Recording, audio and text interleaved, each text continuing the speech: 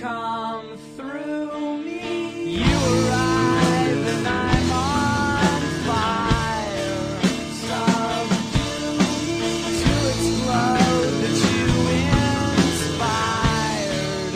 So brutally. Second episode, all smiles. Let's make a movie in the name of all great fires. Improvise in Kaufman style. They are all reasons to be. They are all reasons to be. They are all reasons to see. They are all reasons to be.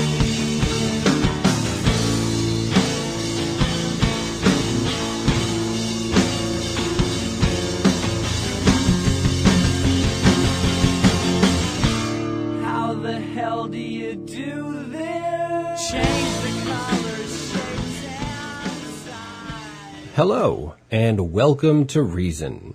Today is Sunday, February 19th, and this episode is entitled, Rick Santorum didn't say that Obama was a Muslim in Ohio yesterday. He just said he wasn't a Christian. Or, he didn't follow the Constitution. Or something. Rick Santorum may have been drunk. I'm Joshua Billingsley, along with Paul Whitmire. How you doing? And this podcast is coming to you live from sunny Buffalo, New York. Reason Podcast is a weekly discussion of events, current and historical, from a skeptical, rational, and a non-theological perspective. Reason Podcast is brought to you by the Offensive Atheists and the atheist community of Buffalo and Western New York. For further information, please visit our blog and website at wnyatheist.org, or you can email us at reason@wnyatheist.org. His Controversial Materials, Philip Pullman and the Religious Narrative Identity, is a paper written by Jessica Garahy. That's my attempt at that. Good try. And it was published in the Journal of Literature and Aesthetics, December 2009. Okay, so first off, this is kind of, my first foray into the primary source journal article being literary criticism. Yes. So, we've had, pure science papers that we've talked about. We've talked about court cases, some sociology and psychology kind of papers, which I've made fun of on that level. Oh, you love to do that. And now here we are with literary criticism. Oh, finally, something concrete we can actually staple something to. That's good. Yeah, so this should be an adventure for all of us. Okay, so this is a critique and discussing basically this philosophy this one guy came up with, which I'll get to. But the topic is the trilogy His Dark Materials by Philip Pullman.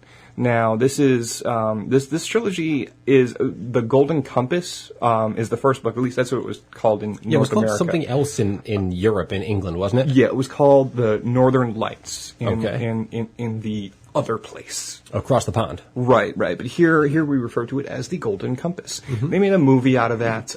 There were two... Oh, The Golden Compass. Yeah, not The Northern Lights, the Golden Compass. That's true. There were two other books, The Subtle Knife and the something... The Amber Spyglass and The Subtle Knife. Now, before I get into the actual meat of the paper here, what's interesting about His Dark Materials is basically... I don't want to say it rips off the Chronicles of Narnia, because it doesn't. It's just in that style of the Chronicles of Narnia.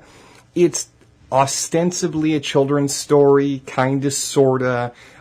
It's mythological and it's otherworldly and so on and so forth. But it is extremely, extremely anti-religious. Yes, specifically anti-religious. It's not atheistic, as some people have said, but it's definitely anti-religious. Yeah, I would pretty much like with a shovel, anti-religious. Yeah, it's a little heavy-handed. There's basically it's all about killing God. Mm-hmm. And there's very, very direct parallels drawn between, well, they say God is this magical dust stuff and then kill the magical dust stuff. So, but that's neither here nor there. I mean, I enjoy his Dark Materials. I thought it was pretty good. My main problem with it... Did you read all three? I read, but there's parts of it that I missed, honestly. I missed some of 2 and some of 3. Like, I read through them, but there were sections that I missed, which is unusual and weird, but that's kind of how that happened. I know how it ended.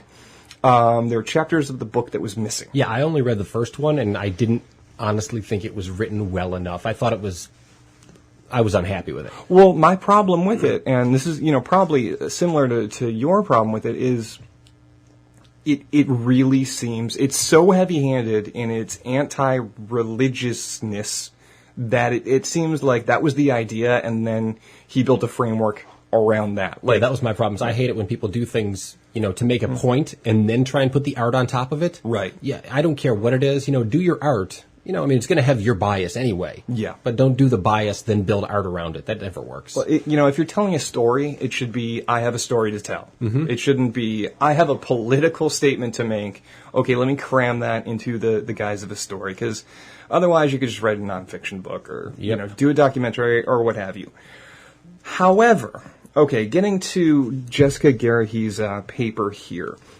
Now, she goes through a lot of the issues surrounding his Dark Materials. As you can imagine, the series was controversial. Controversial? There's a little bit of concern about, the fact that it was about killing God, and people were maybe kind of sort of saying, hang on a minute. Un minuten bitter. Exactly. So, so it came out basically the end of the 90s, beginning 2001, 2002. So in 2002, Philip Pullman actually was discussing his Dark Materials. He had noted that it escaped much of the religious controversy at that time that had plagued Rowling's Harry Potter. That's a quote from him. So it's right around the time when everyone was going nuts saying Harry Potter promoted witchcraft and whatnot. And wizardry, as is the name of the school, yes. And so Philip Pullman comments, I've been surprised at how little criticism I've gotten. Harry Potter has been taking all the flack. Meanwhile, I've been flying under the radar, saying things that are far more subversive than anything poor old Harry has said. My books are about killing God. That's a quote directly from him. So, and then, right kind of after that point, getting in 2002, 2003, it started to snowball. I think people started to read, or at least read summations that other people had read. Yeah. And started going nuts. So Peter Hitchens characterized the trilogy as the sort of work that atheists would pray for if atheists prayed. And he dubbed, Pullman the most dangerous author in Britain.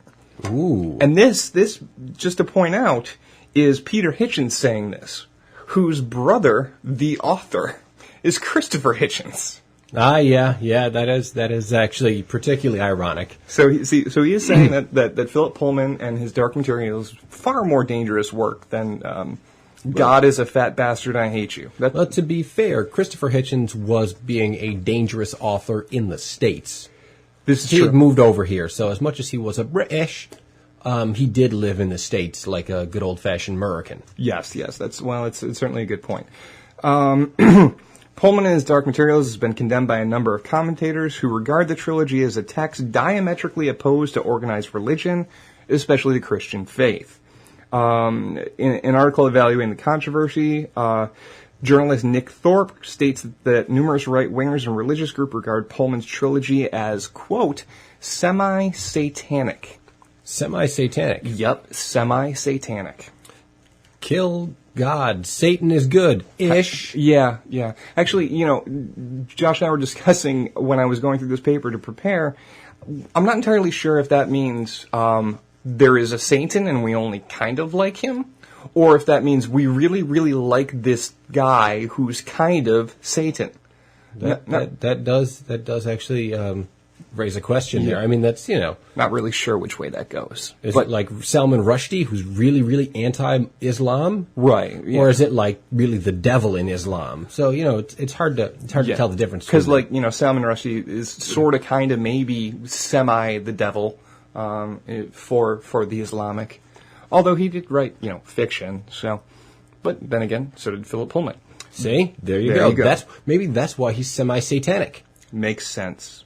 Okay, so the British Association of Christian Teachers condemned Pullman's trilogy as, quote, shameless blasphemy. Shameless blasphemy, not shame-filled blasphemy? Shameless. Lack of shame. There is Really? no shame in its blasphemy. Oh, wow. Yep. That's vicious. In Canada, wackily enough, this paper says a school board in Canada has ordered the first novel of the series removed from the school shelves. Ooh. Doesn't say which school board.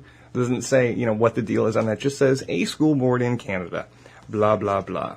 So, yeah, I mean, the criticism, semi-satanic, quote, it was trying to undermine the basis of Christian belief. And that's basically a lot of what the right-wing objections to the trilogy were. Now, there's some interesting things that happen with, quote unquote, according to the paper, left-wing religious folk, left-wing Christians, and so on. The liberal Christian response.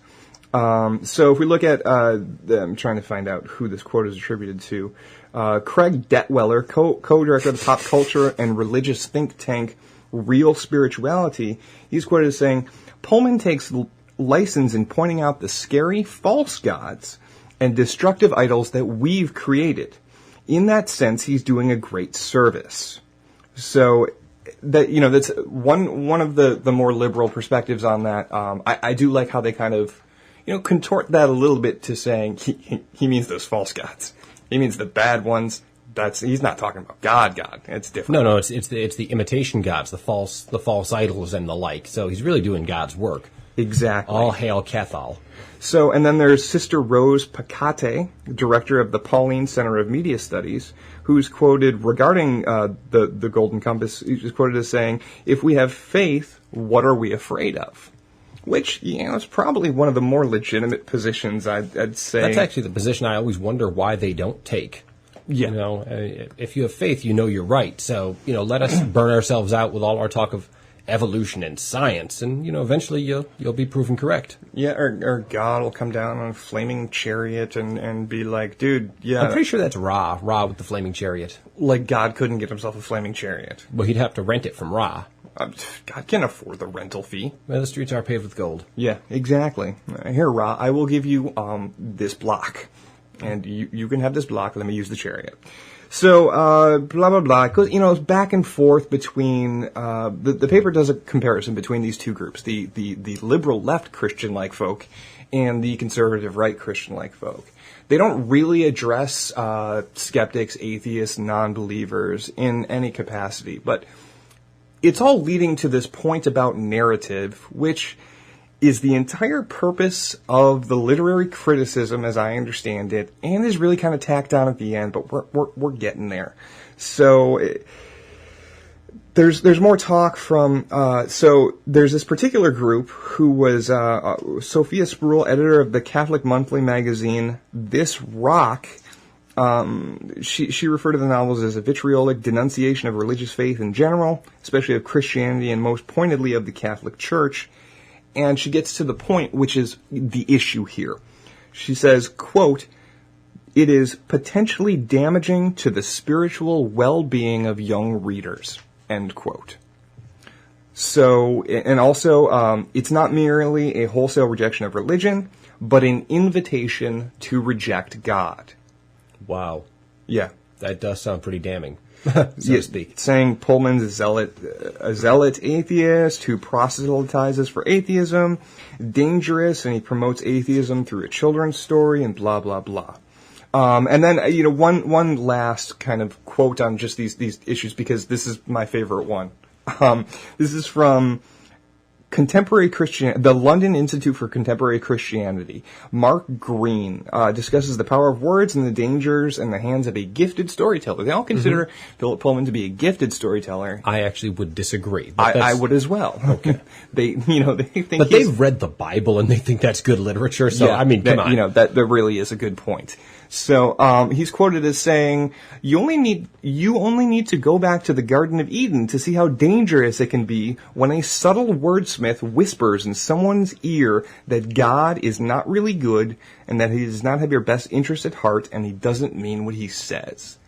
So he's comparing Philip Pullman to the snake with arms and legs. Yeah, well, he did have arms and legs. But that was before. Afterwards, God took away the arms and legs. I'm sorry. All those pictures. Talking snake with arms and legs. Well, yeah. Whispering, actually. Yes, you figure if a snake talks, it's kind of like a whispery, hissy kind of thing. I've seen, anthropomorphized snakes and cartoons. Ooh, I've seen Harry Potter. Yeah, well, yeah. You think, parcel tongue. Parcel tongue, you got it. Yep, I was trying to come up with it. Can whip out the parcel tongue. Yeah, I have like a photographic knowledge of Harry Potter minutia. Yes, that's very good stuff. It's good. It's pushed out some physics and other pieces of science, but I know it's more important. I was about to say that's not. You gotta have priorities. So, yeah, and there's all this comparison that goes back and forth between his Dark Materials and C.S. Lewis's Chronicles of Narnia,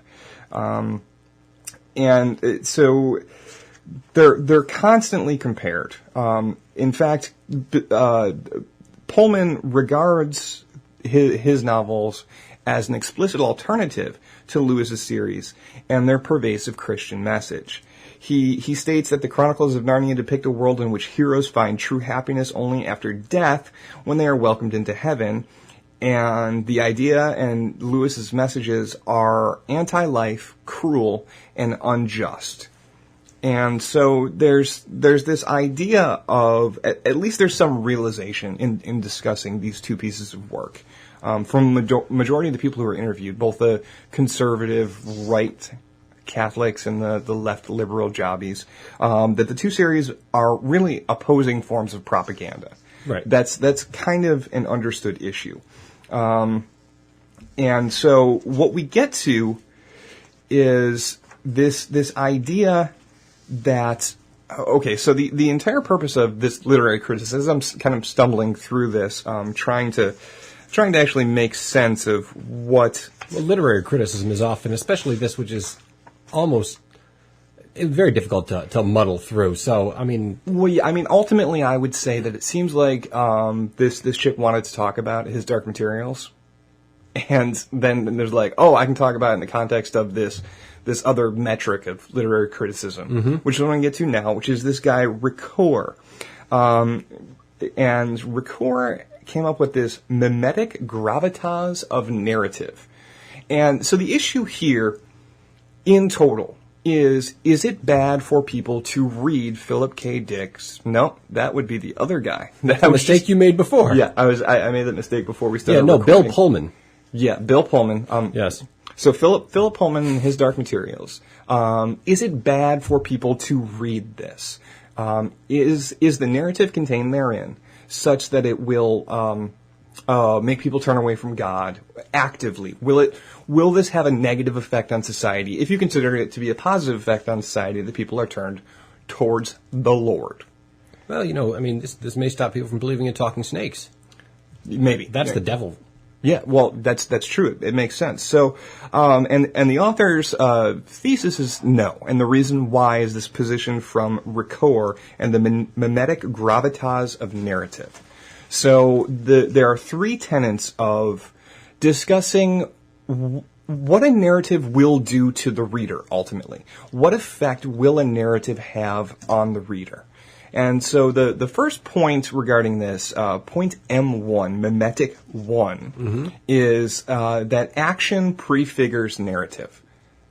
So basically all that is it's setting up the position, which is that when you have a narrative, when you're telling a story, when there's a story being told to you, the events that have happened in the story must have happened before the narrative. Right, even if in the author's mind, the author had to construct the narrative by taking the events and doing stuff. Right.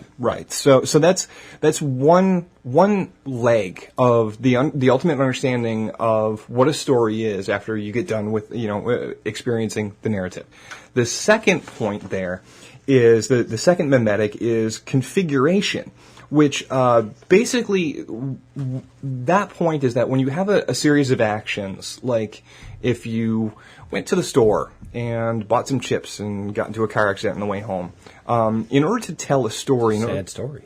Well, in order to form a narrative about that, you would have to be selective about the events that you were revealing. Sure. I mean, to the point, like, okay, first off, just to tell a coherent story or to make it an interesting story, but also to the point where, oh my God, you could spend probably 17 years discussing every thought you had in your head while looking at a bag of chips in the chip aisle. Like, you do need to be selective in some way. You need to be selective when you're telling a story. So you take a collection of actions that aren't really associated with much of anything, and you string them together to make a narrative.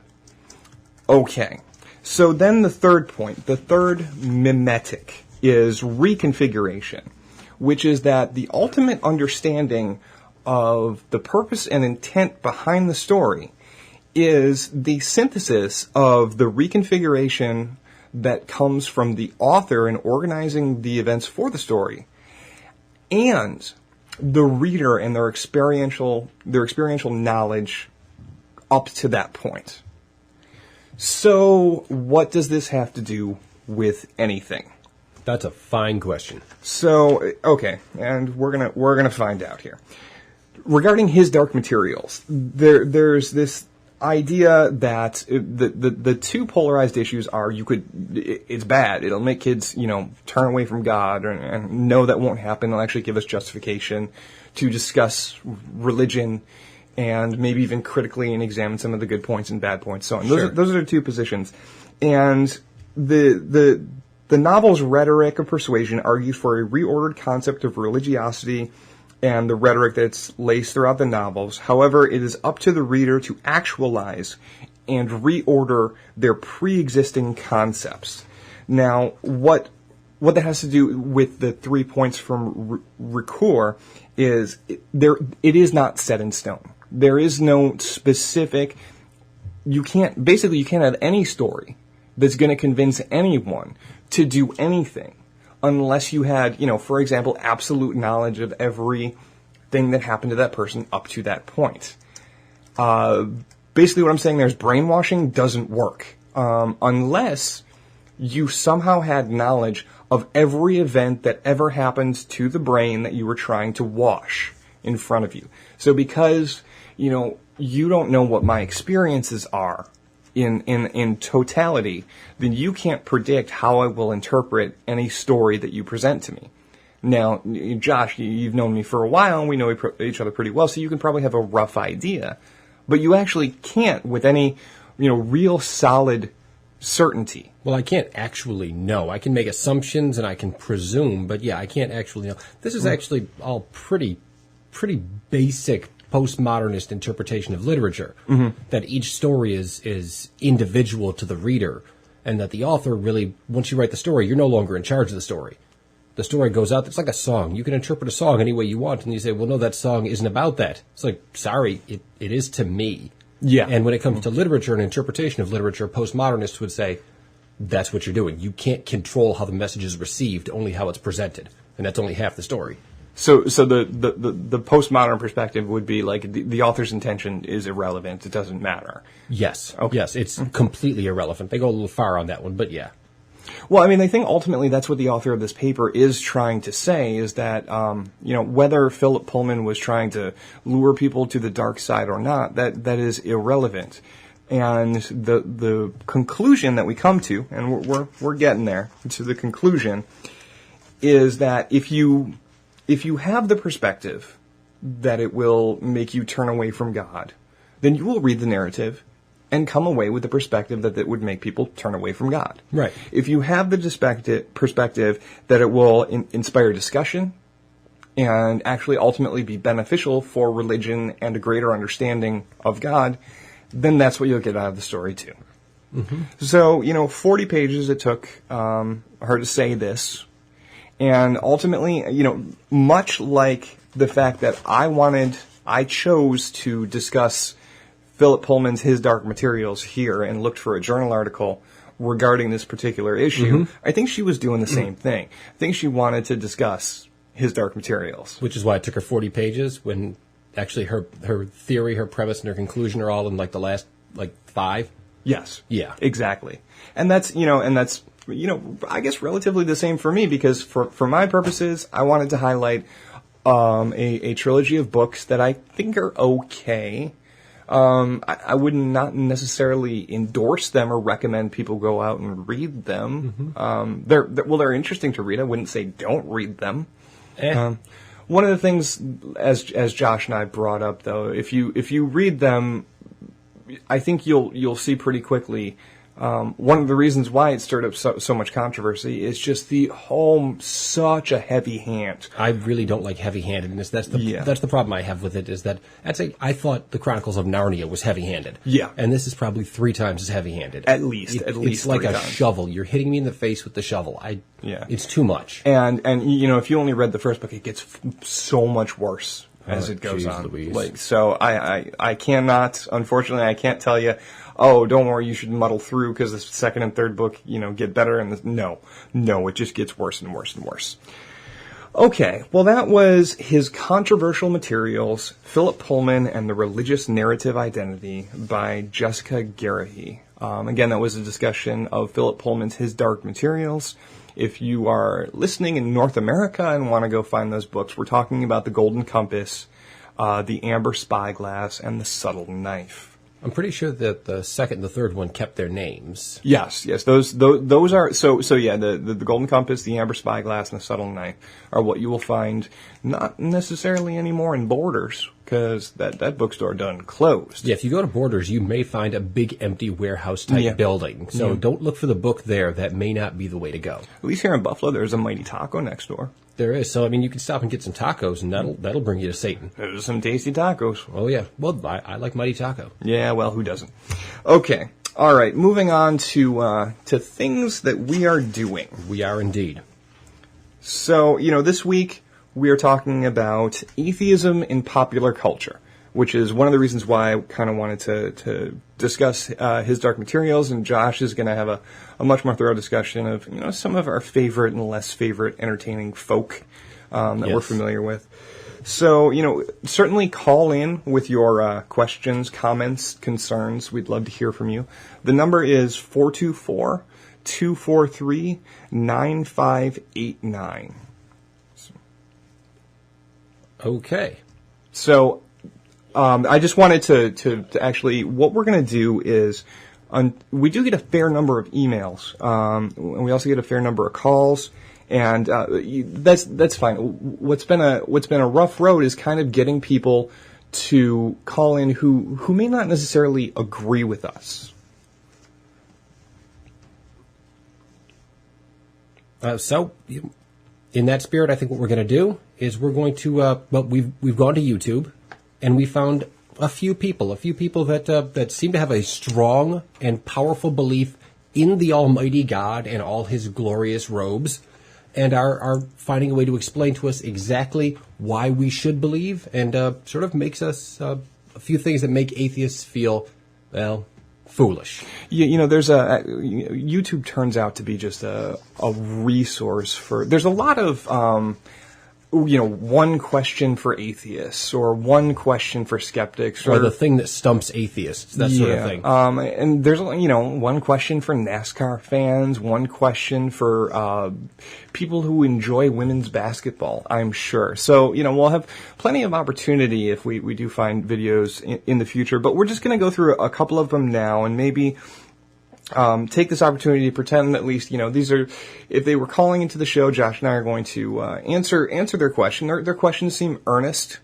honest. We're going to try as best we can. So the first video that we're going to take a listen to is, if we can get the technical issues resolved, and that's always, it sounds better.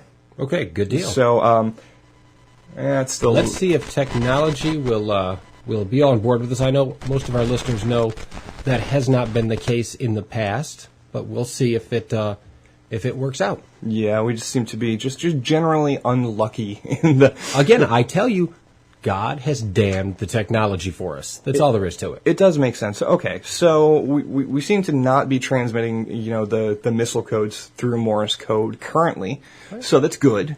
The first video that we're going to take a listen to is the channel author name, or however you refer to it, is Anel Vedran. And the video is entitled Perceptual Finitude, Disproof of Atheism. So let's have a listen.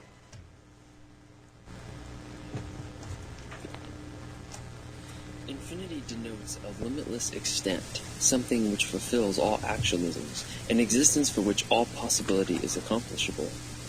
By understanding this word, we conceptualize its meaning, thus rendering infinity an imaginary entity. If an infinity were only conceptual, it would be limited to intellection, but infinity cannot be limited because this would construe infinity as not infinity, i.e. not itself, which violates the logical law of non-contradiction and is thereby impossible.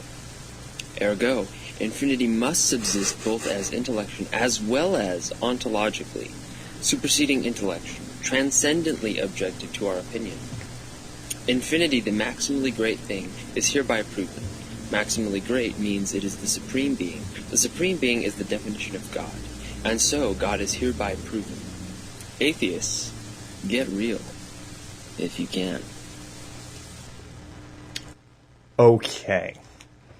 All right. So, yes, Anel Vedran and his position that perpetual finitude. This is finitude. Yeah. He's a young lad wearing a hat. He's got a hat on. A little bit of a ridiculous hat. It is ridiculous. I don't want to pick on him too much just because he does seem like a rather young fellow. But he seems snotty to me. He's got this expression. If you watch the video, he does look snotty, and as a philosophy major for much of my college career, gives a really bad projection of philosophical argument. Yeah, he uses the word ergo. He also uses the word, what was the word that he used? Intellection? Intellection. He says intellection. Seriously. So if I'm ever in a conversation with someone that says intellection, I may, and I won't be able to control myself, I may punch them in the face. Yeah, and that's reasonable. But, okay, so those issues notwithstanding, his point basically is that there, as far as I can discern, and we may have to play the video again just as we go through this to actually try and. I am actually saying what he's saying. He does seem to be saying that there is this thing called infinity, right, which doesn't exist, and. Well, no, he doesn't say it doesn't exist. He says it exists as a concept. Well, he doesn't. It doesn't exist tangibly, although I don't know if he specifies that. But in some regard, he said it doesn't exist, but it does exist as a concept. Okay, infinity exists as a concept, and if infinity exists as a concept, then infinity is maximal. Infinity is the greatest, the biggest, the largest, the most. The absolute, yes. And so, therefore, he makes a transition that you're not actually allowed to do, but he makes it into best, from a quantitative to a qualitative switch. And he then does state that it would be better for infinity to be real. And since infinity is the best, it would have to be absolutely good. Yes. If it's better to be real, then it would have to be real. Yeah. Okay. And so from that position, he says, that's what I'm calling God. And then he says, get real, atheists. Okay, so there's a couple of issues with this sort of, logical progression. Number one, Josh and I pointed out as we went along the way, which is you can't switch, number one, from a quantitative evaluation to a qualitative evaluation. Number two, these words that you're using. I'm saying it's infinity and I'm calling it God. That's fine. This comes up a lot if you watch any of the sort of atheist call-in shows where they're discussing issues theists call in, so on and so forth, or any of the YouTube videos. This idea of this maximal power of the universe must be God is fine, but this isn't the reason why people believe these things. And I can guarantee that this young lad with the wool hat did not come to the conclusion that God exists because he was, I would say, atheist, and then all of a sudden, was... Wow, infinity is not finite. Wow, therefore God. Yeah, was presented with this proof for God and then just said, oh, well, this does make sense. Because, like every other logical proof for God, even if I will grant you the premise that you are allowed to call the most powerful thing that you can find in the universe God, then we still don't get to Jesus on the cross. We still don't get to you having a soul, a God having an effect on the universe in any way, shape, or form, or actually even being a sentient being in any way, shape, or form, creating animals, doing the earth in 6 days.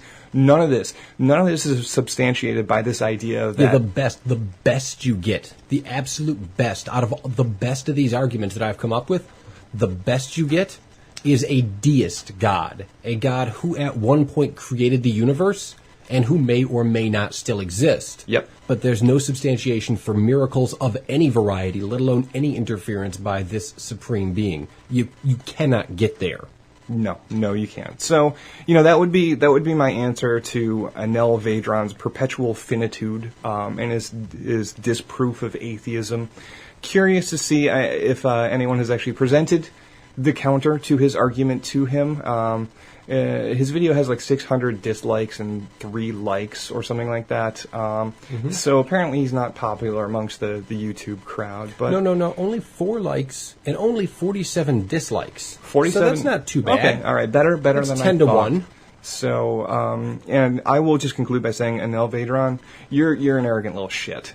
So, yeah, you need to not take that tone when you are so wrong. When you're spouting gibberish. I Yeah. mean, it really is gibberish. You folks heard it. We could play it again if need be. I'm not sure that's necessary. It's absolute gibberish. Look at me. I know some long words. Yep. I mean, that's literally the extent of it. He says intellection like 3 times. Yep. Intellection. Yeah. It does, just because you use the word ergo does not make you smarter.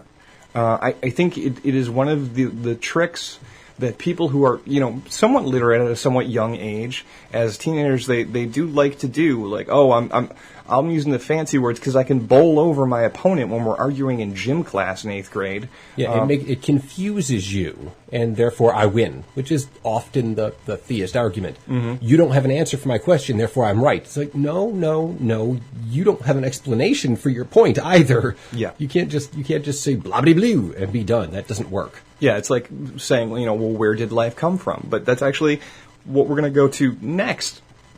We got one more video here, and this one is from... you want to take a shot at that name, Josh? No, I'm not even going to bother. It's called The One Question All Atheists Fear! It's 333 DVD 2, if you want to go check it out.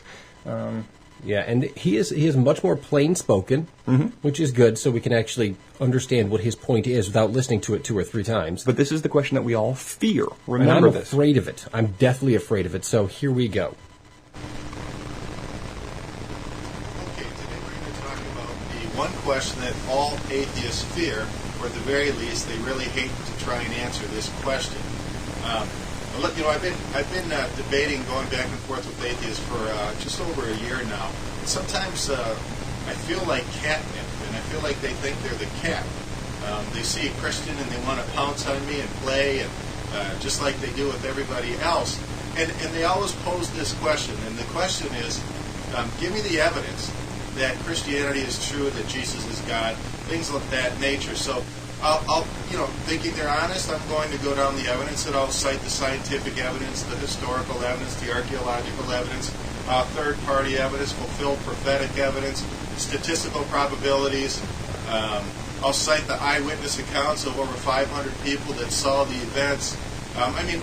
25,000 pieces of parchments and documents that are original and show that the text has never been altered. I go through mountains and mountains of evidence, only to have them say at the end, well, that doesn't really count. That's not really evidence. You still don't have any proof that God exists, and you certainly don't have any proof that Jesus is God.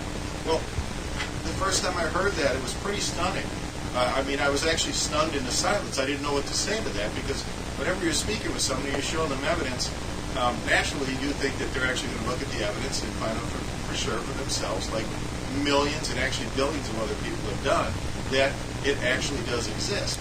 But an atheist will just sort of brush it all aside and say that it doesn't really count. Well, I came on the one question that all atheists fear and no atheist can answer by accident. Because one day I was so flustered, I said, okay, show me the evidence you have to prove that God does not exist. And I got an answer like this. It was a blank stare. They don't have evidence that God doesn't exist. None. They never have. And the very thing they accuse Christians of having, which is blind faith, turns out is exactly what atheists have. They have no evidence to support their position. They have no evidence to support that God doesn't exist. So they live with a blind faith that God doesn't exist. I mean, I thought that was interesting and a little bit poetic. That's it for this video. Now, this one amuses me. It always has amused me. There's a couple of basic problems with this, and I'm going to start with the first one. One, I don't believe God doesn't exist. Do you, Paul? Do I believe that God does not exist? Do you believe that God does not exist, or do you not believe the statement God exists? Well, I would say definitely the statement, your second statement, would be a more accurate representation of my position on the issue. Exactly. Were I presented evidence of God, I would accept it. That's simple as that. But there is a slight problem with that. Is first off, I don't know what you mean by God, because again, if you mean the deistic idea that there's a being that created the universe initially, that's fine, I guess. I don't see how that affects me in any way, shape, or form. If you mean the Christian God that we're most familiar with, or the Muslim God, or the Jewish God, the same basic guy, well, there's plenty of evidence that guy couldn't possibly exist. He's self-contradictory. Yeah, there's a couple of contradictions in there. There's a couple of thousand contradictions in there.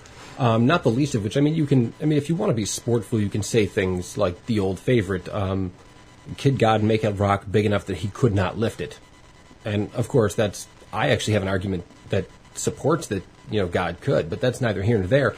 That is a bit of a semantical argument. It's exactly a semantical argument. The problem is that you just decided that you're going to say God is all-powerful. Yeah. I don't know what that means. I quite literally do not understand what that means. You can say that, and I can say, well, my God has one more power than your God. And you can say, well, no, my God has more powers than your God. And we can do that for an hour and a half. I don't know what that means. God is, when I took a couple of my philosophy classes on the concept of God, it is God is a being that is omniscient, omnipotent, and perfectly free. Sure. I don't know what omniscient means. I don't know what omnipotent means. And I certainly don't know what perfectly free means. Does it mean without restriction? Because that kind of defeats the concept of God asking for us to worship. God clearly has an ego problem. So not perfect per se, not necessarily. God is, beings to exist need restriction. Otherwise, I'm not sure what they are. There's nothing that causes incentive to be proactive, to move, to do anything without cause, and cause is restriction. Right, there needs to be parameters at the very least. Otherwise, it's nothing. It's the God of no restrictions. This idea of all powerful, all knowing. It doesn't. There can be no sense made of that. Right, and now then we go back to a couple of the earlier statements. He doesn't substantiate any of this in this video. I'm going to assume he does in others. I do want to make one point. The Dead Sea Scrolls, when they were discovered in, the 40s, I believe, the Dead Sea Scrolls are a large portion of Genesis, and they are different. They're older than the oldest copy of the Bible that we have, and they are different. There's subtle differences, little differences, but they're actually different. So it shows that it has changed over time. Mm-hmm. Not to mention the fact that it required divine revelation to put together the Bible. The 500 witnesses that witnessed Jesus coming back, that's recorded by one guy. Yeah, I wanted to specifically point that out because he does specifically say that there are 500 eyewitness accounts. Right. Those are the words he used. Accounts, yes. There's actually two eyewitness accounts. No, you're right, there are two. And they're not the same. No, but you don't get to say that you have 30,000 eyewitness accounts if I say I saw 30,000 people there. Right. It doesn't work that way. One eyewitness account. Yes. Why did none of the others write it down? I mean, Pens were hard to come by. They had no historians at that time. right. So history at that time is certainly solid. There's some basic problems. So first off, define God, and second, here's one that I've thrown out to some theists I've spoken to on the internet. Okay, I will prove there is no God when you prove to me there are no unicorns. Right. Because I don't believe in unicorns, you don't believe in unicorns. Prove to me there are no unicorns, and I will prove to you there is no God. Because it's the same proof. I've seen no evidence of unicorns. I have, unlike God, seen horses. I've never seen any semi-omnipotent beings. Mm-hmm. I don't, You've seen horned animals. I've seen horned animals. I've seen animals with one horn, even a spiral horn, like that stupid whale. Yeah, the narwhal. Yes, I've seen things that are kind of like what a unicorn would be, and that's just the animal. We could talk about unicorns being intangible and invisible, that they're all around us, but they're intangible and invisible. We can't see them. You have to have faith in them. When you have faith in them, you'll see how they act. Or the invisible angels that hold us down by pressing on our shoulders. Yeah. Yeah, those guys, that's nice, too. There's any number of things that I can just declare and say, well, prove to me that there are no invisible angels that hold us down, and that's how gravity works. Right. There's it's common if you look at a lot of the atheist stuff that's out there. The very quick rebuttal to something like this is that's a shifting of the burden of proof. Which, yes, it is, but I think, it's probably worth going through and describing what we mean by that, and it's exactly what Josh is saying. This idea of you can't prove a negative. You can't just say, I need you to prove that there is no God. Well, it's one of my favorites is Russell's teapot. There's a teapot on the other side of, the sun? The sun or the moon or Jupiter or something. It's far away, and it rotates around there, and it directly affects my life. Prove to me that's not true. I can't really. That's kind of a crazy thing to suggest, but, that's exactly the same argument. Right. You could send a satellite up there to take pictures of the entire area and go, look, well, there's... Well, then the argument comes in that it's actually an invisible teapot. Right. Well, just like, heaven used to be a place that was above us and hell below us, till we drilled holes and sent things up in the sky. Yeah. And then we said, well, that's not weird. It's like a different dimension, because we invented dimensions. And that's exactly why this burden of proof concept exists, because, okay, so it's an invisible teapot. But that's fine. Okay, so I'll send an infrared and ultraviolet scanner out there. It's got to be warmer than absolute zero. It must have some sort of radiation coming off it. I found nothing. Okay, so... It has a force field that protects it from anything like that, so any of the energies that are emitted from it aren't picked up. Right, prove that it doesn't. Right, and so there you go. That's continually the argument. So that's my big problem with shifting the burden of proof, is that you can say anything, especially if you've defined your... Like the Old Testament God is fantastic. There actually are things you can look at. And the better we get at science, the more ethereal, intangible, metaphorical, the more confusing the concept of God gets to, till we get to a being that is everywhere, and three people, but not really anywhere, and directly impacts our lives, for good, never for evil. Evil things happen coincidentally, unless you're Pat Robertson, and then God, floods Louisiana because of the gays. Yeah. And then, it doesn't make any sense. So you define God, and then I will show you how your defined God isn't true. But this vague and unclear thing, it's infuriating that they do not see that what they're doing is lying. They're lying through question. And as much as I appreciate that, I love rhetoric. Sure. It's not good rhetoric. It's No. bad rhetoric. It only works on people that already agree. Yes. You want to talk about the ontological argument for the existence of God, the teleological argument for the existence of God? They're not compelling. They're bad arguments. No, and again, I'm still waiting for that one person to stand up and say that this is the reason why they believe. But the entire point about this prove to me that there is no God is you can't just prove a negative. There's there's only, how many times can it possibly be said? I have a feeling the more and more we go through videos like this, the more and more that issue's going to come up, and it comes up every single time, every single theological argument I've debated with anyone on the internet or anything about. It always is that position. Your God fills in all the gaps. And, as the God of the gaps, that's where the phrase comes from. Yep, and as science plugs those holes, you just simply move. Your God gets further and further away. You used to pray to your God for a good harvest. Yeah. Then we got agricultural technology. We started realizing that, sometimes the weather is good, sometimes it's bad. And you can pray if you want to, but it's better to, watch the sky and see how the weather's going to be. Yeah. That's probably a better way to do it, is observe and act upon evidence. Yeah, science is great for that. Yep. All right. Well, there's, a couple of videos. We're going to be doing more as in the future. We'll take a look at all of these, questions for atheists that are out there. And we hope to get some callers as well.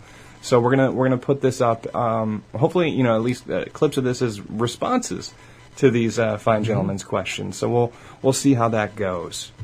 So moving on, we're gonna just discuss a little bit of history that you've never heard of. So I know Josh actually was gonna talk a little bit about atheists and popular culture. Oh yes. So we're. Oh yeah, I was about to say we're actually skipping over God. the news there. That's Yep. nice. I mean, it's not necessarily newsworthy news, but it's news to me. Wow. See, yeah, we took so much time doing that. I'm looking at the clock and I'm going, oh no, we must be on the history part. Yep. Nope. Screwed that up. Okay. I apologize. We're going to talk about current events. How about that? Much better. All right, Josh. Faith groups must abide by laws. This is a fantastic article from the Press Association.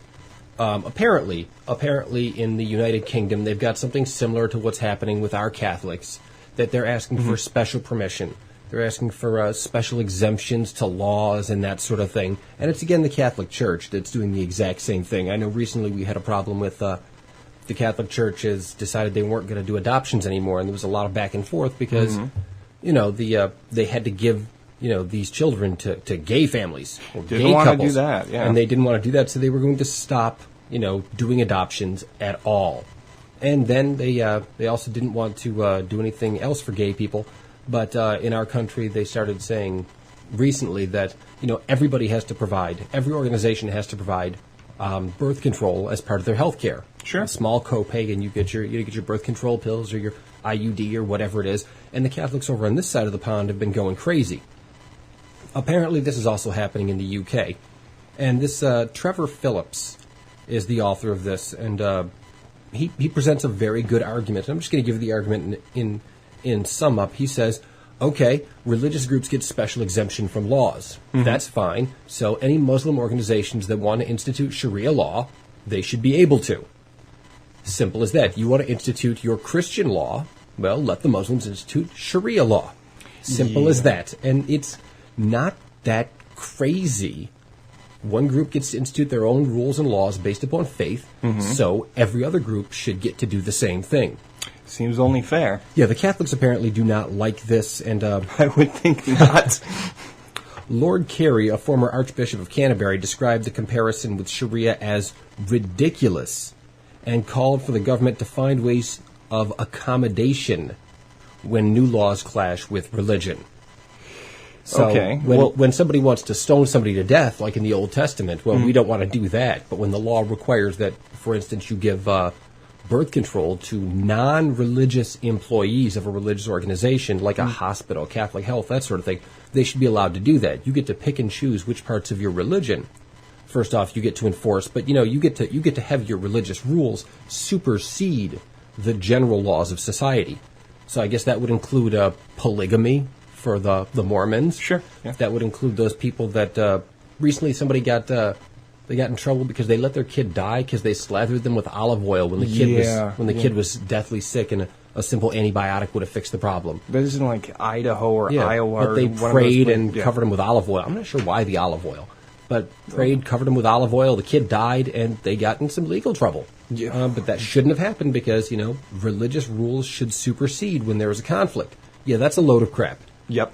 I don't understand how they can make this argument and not realize that they're making the Sharia law argument.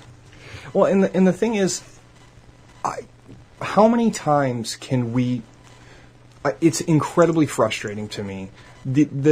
How many times do we hear the argument that the Catholics are being persecuted, that the Christians are being persecuted? And Jon Stewart on the Daily Show, I think, said it best the other night on one of the shows. He said, "It's not persecution just because you don't get everything you want all the time." And that's really the perspective. Yes, it is. I'm being persecuted right now because I don't have $100 million. The government needs to give it to me. But they really don't see that that's their position. They really, it will not go into their heads. They don't realize, so they cry and bitch and complain. They're like, we're going to give up on the whole adoption thing altogether because we refuse to give babies to gay couples, and you're persecuting us. With all your government money. Yeah. All the tons and tons of money that our religious organization gets through a loophole because we do adoptions. Yeah, that's persecution. That we have to jump through a couple of little hoops. Yeah. It's persecution that you're making the health insurance companies that we have policies with provide contraception to our employees who may or may not even be of our religious persuasion. Which gets me, again, because recent polls have shown that about 85% of Catholic women use birth control. Yeah. So it's not like, it's not like Catholics actually don't believe in birth control. Right. It's the Catholic hierarchy that doesn't believe in birth control. Mm-hmm. Catholics believe in birth control quite nicely. And again, if you work for Catholic Health in Buffalo, the Catholic health system, there is no restriction that says you have to be a Catholic. No, and they're a huge, huge if you employer. look at a lot of the doctors are from Asia or the Middle East. Mm-hmm. And they're Muslims, they're Hindus, they're Buddhists. No connection. I mean, they're not even of the Abrahamic faith for the most part. Mm-hmm. Why should they be restricted to your rules? Well, it's persecution. So maybe we should just, nationalize all the Catholic organizations and then give the people their damn birth control pills. Yeah, and if that's what you want, give babies to the gays. That's what I'm saying. It's just frustrating. So, yeah, it's maddening. Okay, well, that's one issue regarding the religious folk and over there in England. They're having the similar situation that we're having. Mm-hmm. So I actually found an article from the Christian Century, christiancentury.com, which surprised me because based upon where it came from and the title, I was expecting something completely different. Mm-hmm. The title of the article is Grief Without God is a Challenge for Non-Believers. Right. And I expected this just in a quick read-through. I'm like, oh, this is going to be, bashing people, probably at their lowest point when they've had a personal tragedy or something happened into their life with their family and whatnot, mm-hmm. and they're going to be doing the whole, you need to worship God at this time and blah, blah, blah. This is when you should turn to God. See, don't you wish you had God now? Huh? Yeah. And in fact, no, this is an article discussing, specifically a woman named Rebecca Hensler, whose infant son died in 2009. The article states, Rebecca Hensler was, basically she received numerous condolences from friends, colleagues, and even total strangers she would meet online. She knew their intentions were good, but their words aren't always helpful. And in the rawness of her grief, Hensler found some of them downright hurtful. Mm-hmm. Reason being, Hensler is an atheist. So when people described her 3-month-old son Jude as being an angel or part of God's plan or, quote, in a better place than in his mother's arms, mm-hmm. The pain sometimes overwhelmed her. She's quoted as saying, atheists don't think we are ever going to get to hold our children again. We are facing an absolute loss, so when someone projects onto that the idea that we are going to be able to hold our children again or communicate with them, it is essentially dismissing the magnitude of that loss. And this article points out this woman and this woman's struggles that she's had dealing with the religious folk in her community and in her online community. And ultimately what she wound up doing was starting a Facebook page, which still exists. You can go check it out. It's Grief Beyond Belief. Now, according to the article, within 8 days of founding the site, Grief Beyond Belief garnered 1,000 likes. a number that's now approaching 3,000. Now, Josh, you checked it right before we went on the air here just to take a look at it, and the number was 3,237. Yes, indeed. So, it still exists, about 150 users each site. I know you flipped through it a little bit and found it not the happiest place on earth necessarily. It wasn't. It was very sad. There were a lot of people. It was kind of pathetic in the way that it makes you wish you could help them. And I understand the faithful wanting to say, hey, it's going to be okay. But seriously, maybe the lie helps you. The lie doesn't help me. Yeah. I tolerate the lie, nod my head and smile and say thank you and move on because I don't want to have that argument with you right now. Yeah. But, you just keep flinging your crap at me, and it is offensive. It so is. Not long ago, I had a tragedy that was similar to this, and I stood there in the Unitarian church. We had the memorial. It wasn't even a funeral. We had a memorial service. And so many people walking by saying, God has her in his arms. And she's gone to a better place, and, there's prayers for this and prayers for that, and everybody stands up and does the whole thing, and the whole time you just smile and nod your head stupidly, yeah, that's right, okay, and, I'm just not going to talk to you. It's infuriating. Yeah. Because that's exactly what it does, is it minimizes your loss. Yep. I mean, these people, and not to mention, these people don't actually believe this. Because if they did, they wouldn't be that upset when people die. No. When your infant child dies, you should be happy. You baptize the kid, a week later he goes to heaven. That's a win-win right there. He didn't even go through the pain and misery of living life and finding first love and lying, but then finding God and telling God about it and getting redemption. Nope, straight from immediate redemption right to heaven. You should be happy, but you're not, and that's because you believe there is a real, tangible loss. Not a temporal loss. You're not going to be with them forever. Part of you is aware they are gone, and it hurts. And it hurts us more because we're honest about it. I've quoted Doug Stanhope before, and one of my favorite statements by him, which is, a bit on the nose, but if you believe that everlasting, eternal bliss lies for you after your death, then why are you wearing a seatbelt? Yep.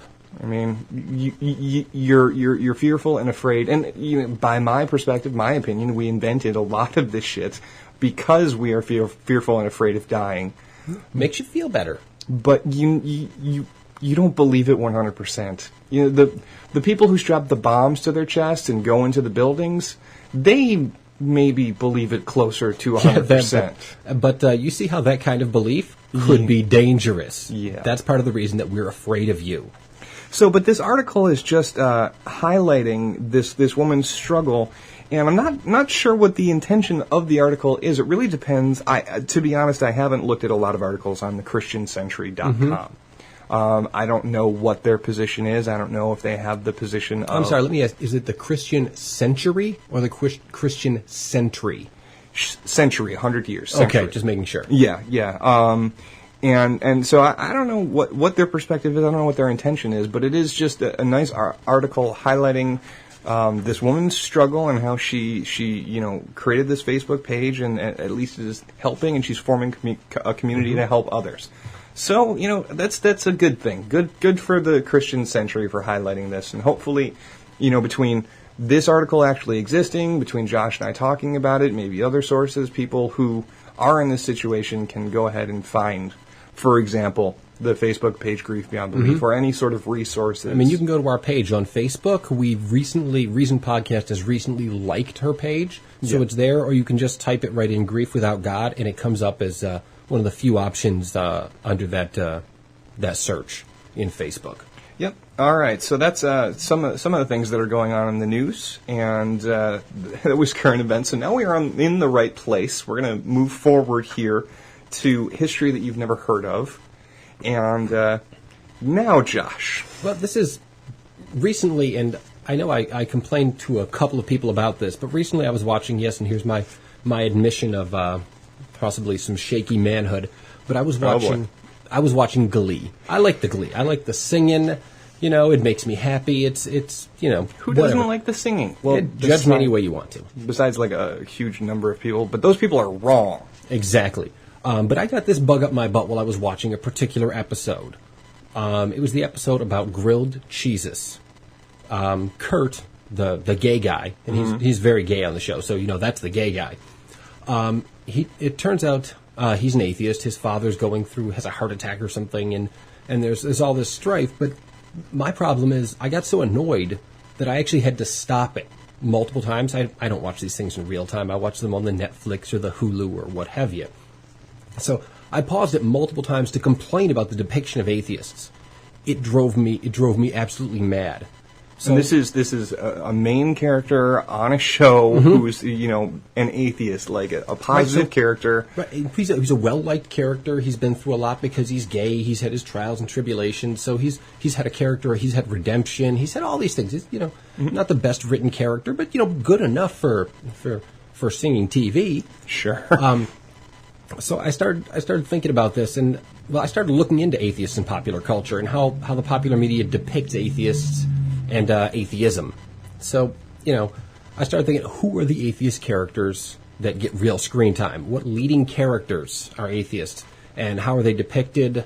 How do they put forth atheists in popular culture? So, I mean, there's people like Kurt Hummel, which is, the kid on Glee. There's Gregory House, who's an atheist. Temperance Brennan from what do you call it, Bones? Yep, Bones. Dexter Morgan from Dexter. Tyler Durden. There's the Cooper guy on The Big Bang Theory. Matt Albee. I still have never seen that show. Yeah, Sheldon, I think his name is. Yeah, that name sounds familiar. Sheldon Cooper is what people say. Yeah, there's a lot of them. They're not all atheists? I don't think they're all necessarily explicitly atheists. Okay. I think many of them just agree, but he seems to be vocal. And I've only seen a few episodes. I specifically saw them when I remembered somebody commenting on that and went and watched a couple episodes specifically because of that character, just to see, how they were presenting him and who the character was that was an atheist. Because it's not always what they say about atheism. It's how they're depicting the character who is an atheist. What else do they have to say about this guy? What do they say about atheists? So I came up with some categories which, cut the atheist community in media into some parts here. Now, by far the biggest and the most, I'm going to call it the most insidiously pervasive category, I've decided to call that God screwed me over, I deny him. Okay. And we've all seen this. I mean, pretty much for the longest time, atheists were only this guy. And there wasn't really anybody else except, the bad guy. But we're not even going to talk about that. God screwed me over and I deny him. These characters usually had a belief in God of some variety at some point in the past. But due to some kind of a tragedy or some sort of religious offense, they turned their backs on God. Very often these characters get some sort of redemption and come back into the fold with God and the church. Not always, but that's usually the way their story arc ends. A prime example is this movie, Knowing. And I saw commercials for the movie. I didn't really know anything about the movie.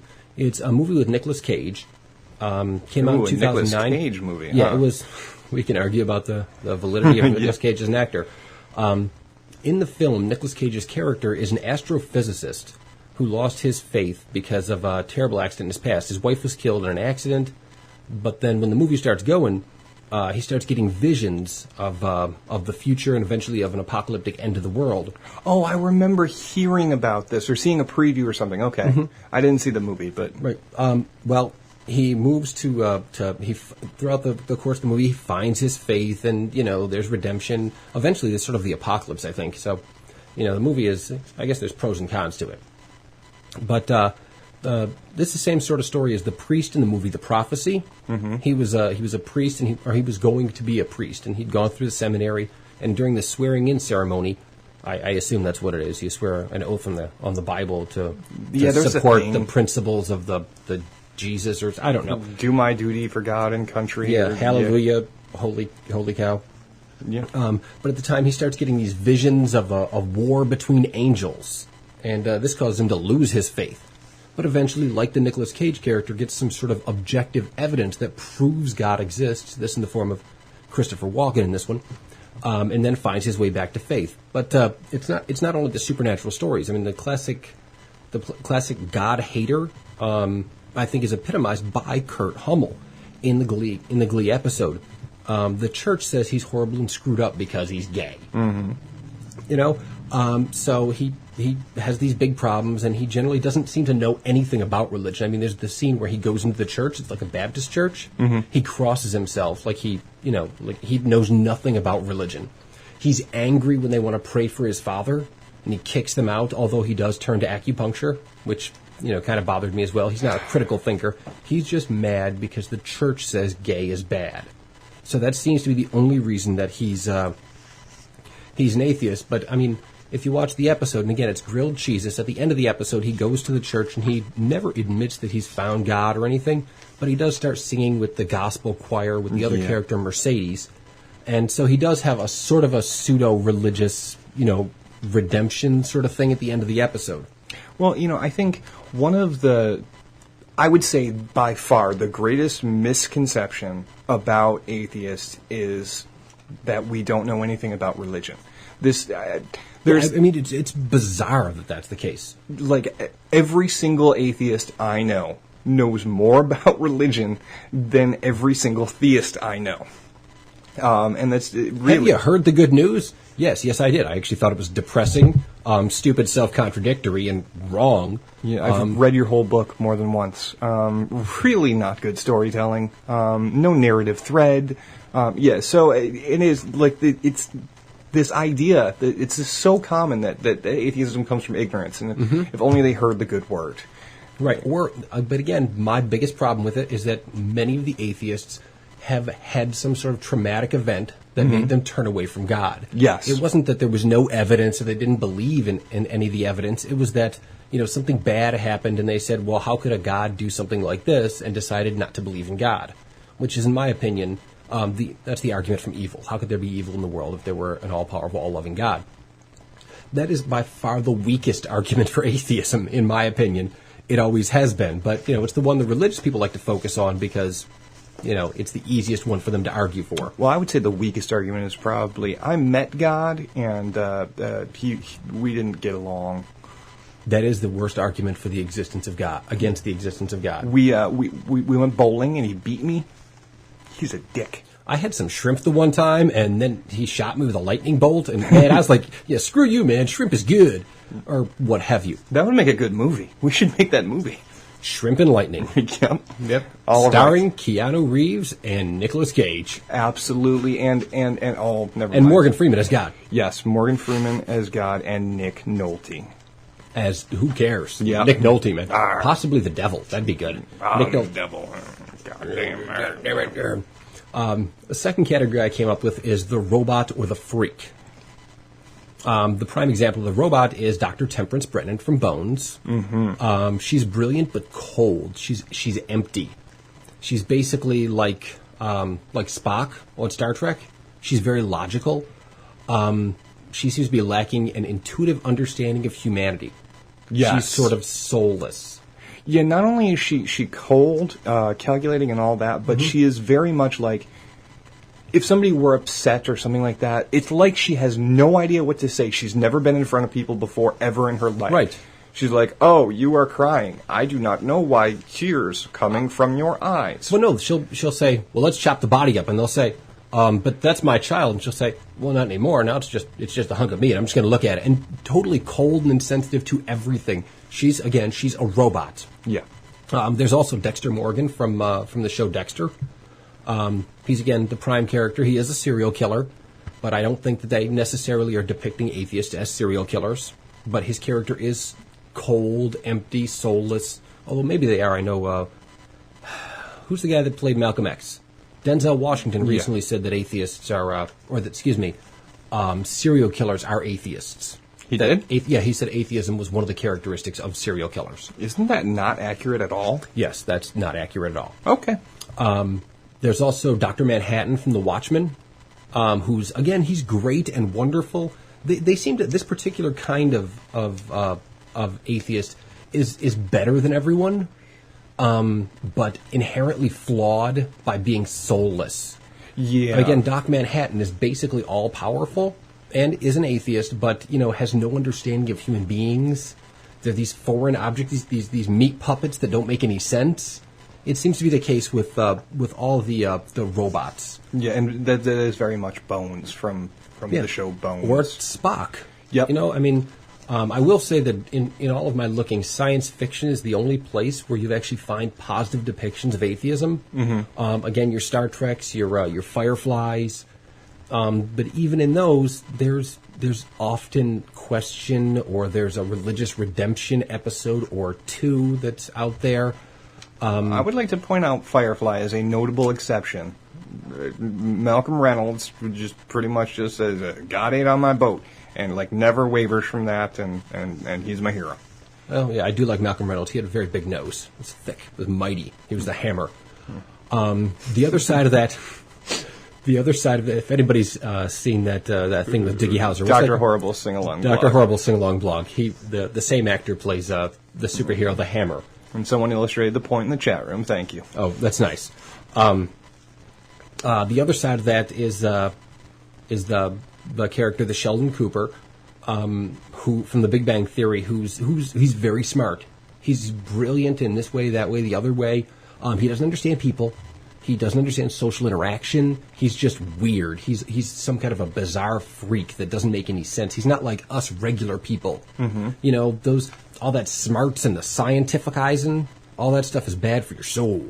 Well, how is this different than the robot, though? Because the robot also has... No, this is one category. There's the robot / freak. Oh, gotcha. Okay. They're that other kind of person. They're superior in a lot of ways, but they've lost their humanity. I think is the biggest characteristic of that.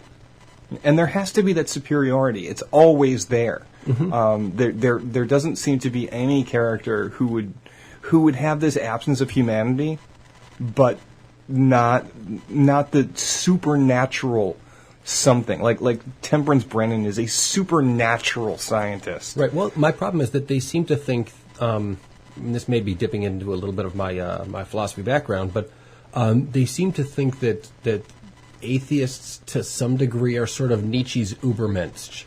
That atheists are superior, which is the reason that there's so many scientists that are atheists. But real regular people, they're down to earth and they've got their spirituality and they're not like those people. Right. It's this differentiation that again goes back to American anti-intellectualism, but anti-atheism as well. The last category, and these are fairly broad, they do overlap, but the last category I refer to as the prick. Okay. These people are atheists, and they hate theism. They hate the religious. They're often curmudgeons or snarky types, but they're definitely pricks. And again, the perfect example is Gregory House. Yes. Who also is kind of a robot freak. A little bit, yeah. But more and supernatural. Right, supernatural in his abilities, but more so he's a jerk. Yeah. He's just a jerk in every way. He's unpleasant. He's got near delusions of godhood and a deep disdain for the religious and the religions and the religious. He insults them. He mocks religion as well as anybody he thinks is beneath him. It goes back to the perception of atheists that we mock and insult everything we don't like. Yeah. And I do tend to mock and insult, acupuncture or mediums or psychics, that sort of thing. Sociology. Yeah, you go to hell. Some other examples are Matt Albee from Studio 60 and the Sunset Strip, who's a much more charismatic character, but still seems to disdain religion. And while he's not a curmudgeon, he's very snarky about it. Yep, and also had the supernatural writing ability. Right, he's beyond human, but he's lost his humanity, which seems to be a characteristic they really like to look at us. There's also Sue Sylvester is another example from Glee. Is she an atheist? She is an atheist, and she falls into a couple of categories, like, Greg House, the same thing, is that she's just a bitch. Yeah. She's also an atheist, and she's mean and she's insulting, but she falls into two categories primarily because the reason she's an atheist, and they make this evident in that Grilled Cheeses episode, is her sister was born with the Down syndrome. Yeah, that's right. And she's got she's got the chip on her shoulder. She hates God for doing this. So she falls into a couple of categories, like most of them fall into multiple categories. I mean, they're mostly better than human. Mm-hmm. They're aggressively anti-religion, either because they truly deep down inside they know religion to be true and they kind of hate it, or because they think they're better than religion. we're smarter than you, neener. Which, and to be perfectly honest, none of these are absolutely untrue. No, not exactly. But they are caricatures, and they're very specific caricatures. And Well, that's... Go ahead. I was just going to say, there's a parallel to the 90s and homosexuality here. When homosexuals started appearing in popular culture in the late 80s and early 90s, they first started appearing as these wild caricatures. Hello! Yeah, like just flamingly gay. And it took a while, and I'm not even real. I can't cite a specific example even today. Jack from Will and Grace.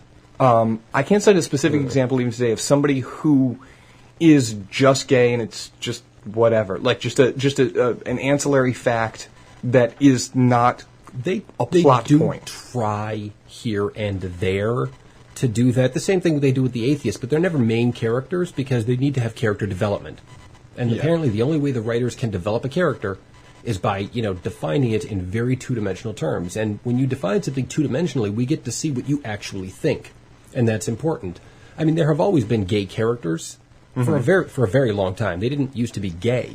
But again, in defense of writers, in the real world, the only people you knew were atheists were the people that actually said they were atheists. Right. So the people that are smart enough that they don't give a damn what you think, which leads to the God complex, the people that are snarky enough to be really angry about it, or the people that have been jaded enough to bitch about it. So, I mean, they do fall into these categories to some degree or another. Much the same way that gays were basically in the closet, except the gays that were really flaming, Right. because they couldn't be in the closet. So there became a cultural perception of homosexuals as these wild, flaming people that were just way over the top. But that's only because the ones that you knew were gay were flaming and over the top. They couldn't hide it. Much the same way with the atheists is that the people you can identify very easily are definitely atheists are the people that make fun of you and mock you for being religious. So you think that all atheists do that. So in their defense, there is some sort of a cultural context to it, but it's still kind of bothersome and annoying that the picture is people that are lacking humanity and are just angry or venomously snarky about these sorts of things. And I find it offensive, and I find it kind of shocking that, again, we've got Temperance Brennan, who's a cold, humanless being that they even try and warm her up a little bit, and it doesn't work. House, who's just a jerk. Even on The Mentalist, one of my favorite shows that is very skeptical. Yeah, part of the reason he's really atheistic is because a serial killer killed his wife. Yeah. He has an episode where he breaks down because he thinks that somebody really is psychic and maybe he's wrong about things, and it's just...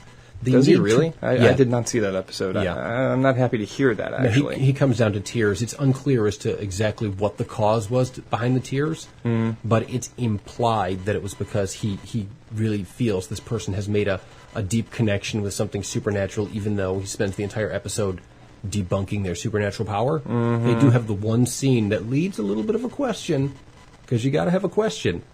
Yeah.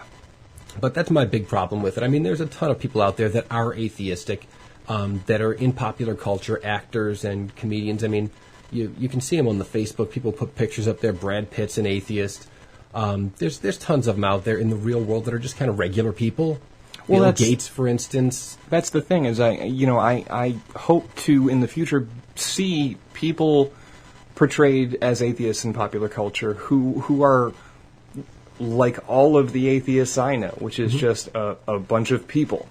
When Josh and I first went to our meetup group to go have coffee. The coffee, yeah. I know we were at the restaurant that we were all meeting at, and it was just entertaining because the group at the time, we didn't have a sign or anything like that, and so we were just looking around trying to judge by appearance who the atheists were. There were a couple of tables with groups of people talking, and we were just looking at them going, do those look like atheists? What about those? Do those look like atheists? Yeah, it was.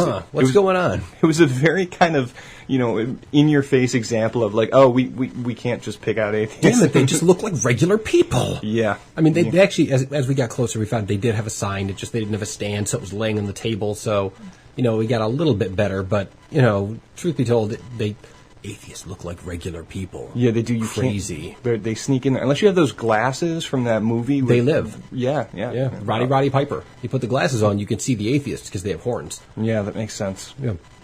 So that was my little bitch about atheists in popular culture. Hopefully there'll be better examples. I know in House he's got one of his assistants at some point was an atheist, but she was more of an agnostic, which, truth be told, every atheist I've met is an agnostic. And people that don't understand the difference, I just don't know what you're doing. Well, that's a frustrating thing in and of itself. Is those two words, they mean two different things. They're not the same on a continuum or spectrum. You don't go from theist to agnostic. Are you sure God exists? No. Then you are, probably an atheist. You do not believe in God. Mm-hmm. But simple as that. Do you practice? Do you have knowledge? Right. Oh. Do you have knowledge? Well, I've got some knowledge. I feel that there's something inherently good. Oh, okay. Well, then you can still be an agnostic because that has to do with what you know. Yep. Atheism is what belief you hold. Yep. So Gnostic, knowledge. Yes. I have knowledge or I do not have knowledge. Yes. And for anybody out there, please, the word atheism is the word theism with the prefix a, which is a negation. Yes. So anyone who is not a theist. So if you do not practice a religion or you do not believe in a theistic being, you are an atheist. If you don't practice theology, you are absent that theology. Simple as that. Now, some people refer to hard atheism. Or positive atheism, they refer to it as. And blah, also blah, blah. anti-theism. Yeah, sure. Those things are all, but I haven't really met anybody like that. Paul and I fall sort of into that category because we're under the belief that, we don't know what the concept God means. So we don't have the capacity to believe in God. It's like you talk about your fluke and flock and you refuse to define it. I can't believe in your fluke and flock or not.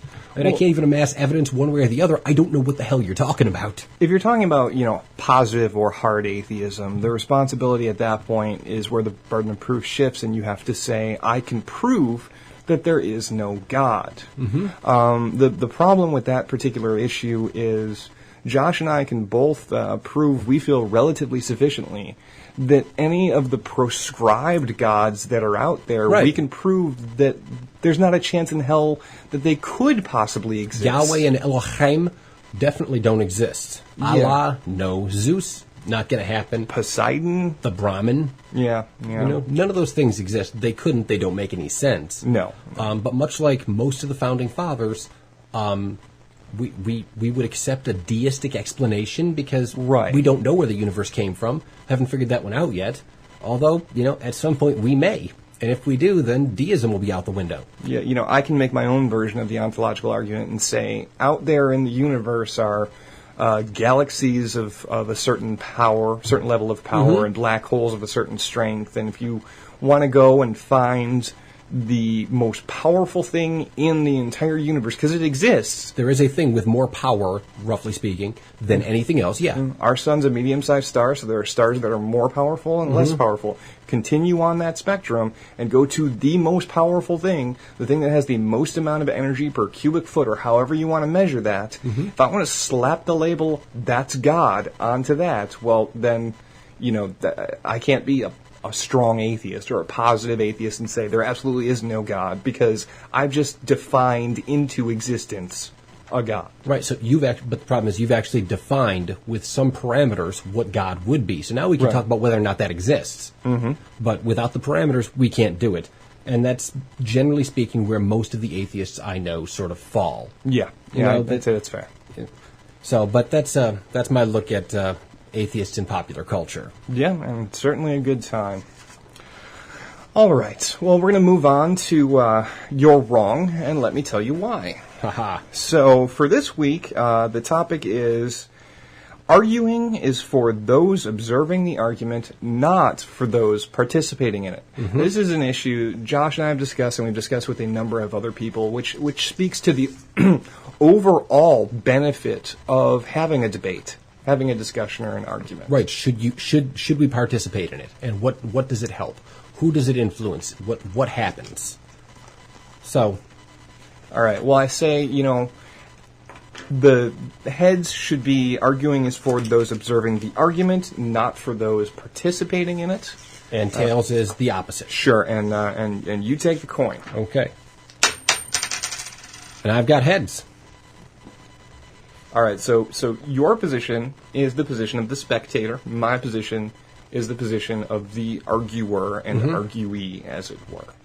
Okay, now, you and I have both participated in a lot of arguments, and how many times have you actually won someone over to your side through sheer force of logic? Oh, you're just busting right in there, huh? I'm just asking. I would say the number of times I have won people over to my position in an argument, the specific person that I was debating. Yes, not the audience, not the people observing, but the actual person who was taking the contrary position.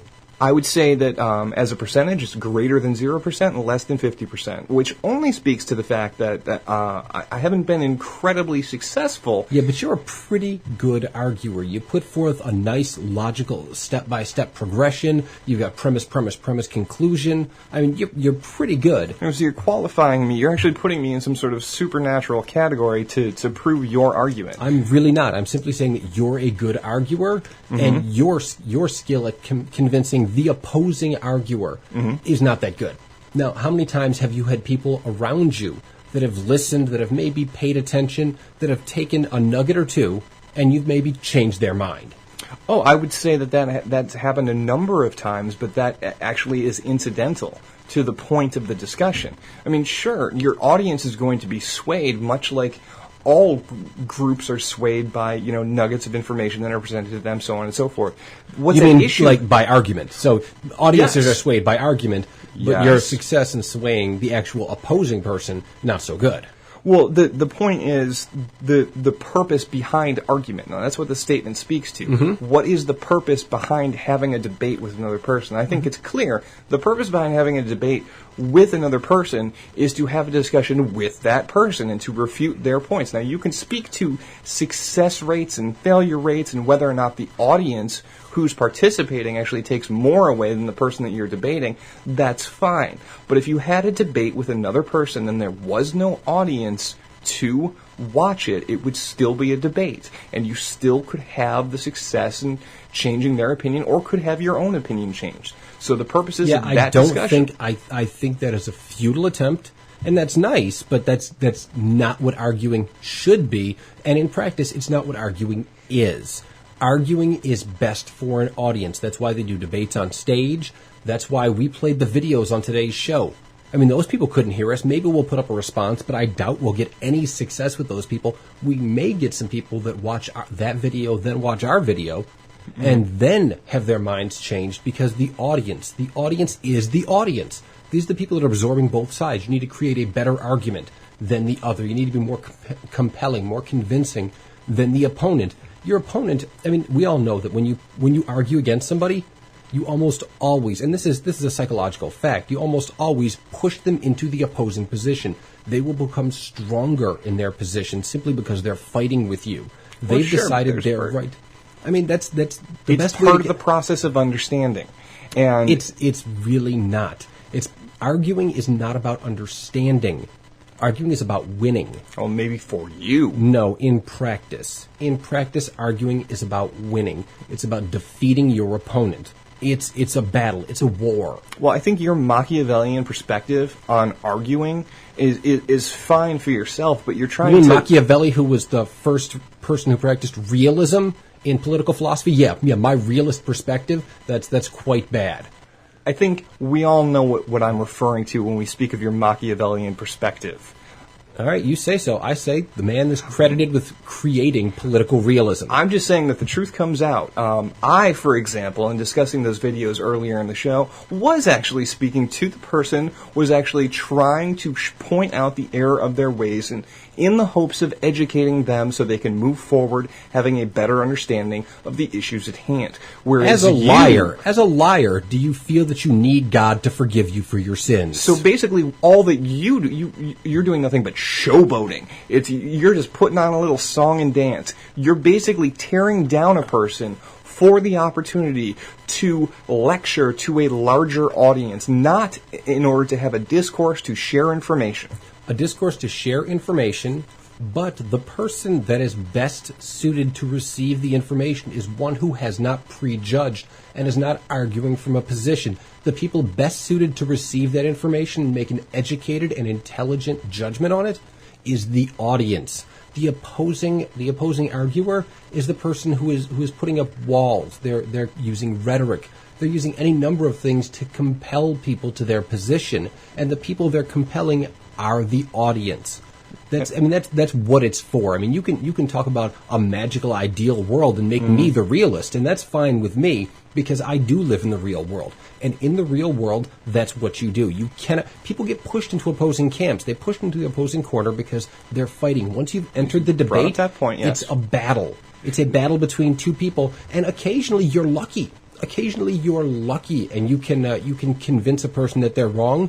But if that was your intent, you've taken the wrong tactic. That is a bad tactic to get that result. So if you're arguing that the bad tactic is the way to go, then more power to you. But I think you're foolish. I will perfectly concede that, yes, the audience is perhaps more prepared to have a change of opinion regarding the information that's presented. So it's more intelligent to present it to the audience. However, okay, just because the audience is more prepared to have a change of opinion regarding the information presented does not speak to the purpose for having a discussion. The intention of having a discussion... The intention of having an argument, I believe, is the thing, not discussion. Sure. Debate, argument, discussion, however you want to frame it, that's fine. You want to talk about arguments, we're talking about arguments. However, you engage in an argument with somebody in order to clarify a universal or unified understanding of the point. When you have a discussion or an argument with a family member or a loved one or something like that, you are trying to get to the heart of an issue. People I don't believe that's true. Relationships have arguments all the time without audiences. So and they usually degrade into screaming matches. And that's fine, but the purpose of that argument was to convince the other person, not to convince this mythical, non-existent audience that you're talking about. I would say the best way to be well informed is to research a subject. To argue with someone, you must assume a position contrary to the other person's position. Your first step in arguing is to say you're wrong. That's step number one. And let me tell you why. Step number two. That's the first point in arguing, is to assume the other person is wrong and to attempt to prove it.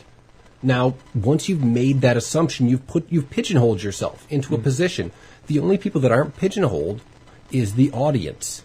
And the audience is the person you can compel. Therefore, I mean, we foolishly may get into arguments with people in an attempt to change their mind, but you've got to know that's the worst possible way to accomplish that goal. The best goal you could accomplish in doing that is to convince a third party. Well, I would say that everyone listening to the show should be aware you're basically stating it outright here, that your tactic and argument is to have a closed mind, to not consider what the other person is saying, and to not make any sort of attempt to come to a common consensus of understanding about the issues. I'm not listening to you. A rhetorician. And I'm saying that's a word, and that's all you're doing is just taking your position, closing your ears, sticking bananas in there, and refusing to hear what the other person has said. It doesn't matter. I could say blah-bitty-blue right now, because you're not going to change your position on this argument. And it's because you are so close-minded, and you think that an argument is nothing more than an opportunity to preach to an audience and not a fair discussion of the issues. Your lips have stopped moving, so I assume you've stopped talking. I wasn't listening because that's not my thing. I would. It's not your bag. That's not my bag, baby. I would have to say in closing that any person who attempts to compel someone or convince them that their position is wrong through argument is a fool. I'm not calling you a fool. I'm saying that your position is foolhardy and the position of a fool. But I wouldn't call you a fool because that's rude. I'm simply saying that it is a foolish position that you hold. Well, I think it's clear that you are calling me a fool. And I think it's your clear word. That the fact that you refuse to weigh and consider the information that is presented to you from the other side makes you a bad arguer. And I'll close on that. You're a bad arguer. All right. We'd like to hear what you have to think. I have to say. We would like to hear what you have to think as well. Yes, we would. We would definitely like to hear what you have to think. Send us an email at reason@wnyatheist.org. All right. In closing, I'd like to throw out there a quote by the Reverend Pat Robertson. Well, I would just like to say before you get going there, arguing is clearly for the audience. Come on, don't be ridiculous. Yeah, you were kind of screwed on that one. That's, but, what you gonna do? Reverend Pat Robertson. Just like what Nazi Germany did to the Jews, so liberal America is now doing to the evangelical Christians. It's no different. More terrible than anything suffered by any minority in history. Wow. More terrible than genocide, apparently. More terrible than the North American slave trade. More terrible than the genocide of the Native Americans. Nope. More terrible than all of that. Okay, so in India, they, for some reason, they light brides on fire sometimes if the dowry isn't sufficient or something. Well, I like to light people on fire. Maybe I should become a Hindu. Like, no, it's horrible. It's, like, really, really horrible. And that seems worse. I don't know if brides are a minority. Well, I guess brides are a minority. There's less people that are getting married than there is the general population. Only half of them are brides, so they're definitely minority. So, yeah, sure, that does make sense. That apparently what's being suffered by the evangelical Christians is worse more than terrible. That. Yeah. More terrible. I'm not sure what more terrible seems like a kind of a... Terribler? Yes, terribler. It's terribler than that. Yeah, well, I didn't know. I didn't know that they were so persecuted, and now I feel differently about the whole issue. I think this means we get to light evangelical Christians on fire and put them into forced slavery and work them to death. And give them smallpox. Yeah. So I'm sure, well, I didn't know Pat Robertson was giving us license to do that. That was very nice of him. He's very considerate. He really is. All right. Well, thanks for staying with us to the bottom of another episode of Reason. We're at about an hour and 41 minutes. So, a fairly decent length show there. We're right on time. So, next week we are going to be discussing, the topic of the show is going to be evaluating claims. Yeah, we've had a lot of problem with a lot of that. We work in an office. We talk to people. We've found that there's some complication and some confusion in that. So that's what we're going to be talking about. Yeah, for a nice subtitle on that could be when you can trust Wikipedia and when you can't trust CBS News. Yes, indeed. So until next week, we'll have a whole discussion about that. It'll be a good time, and we'll go forward from there. So till next week, farewell. Party on, Wayne.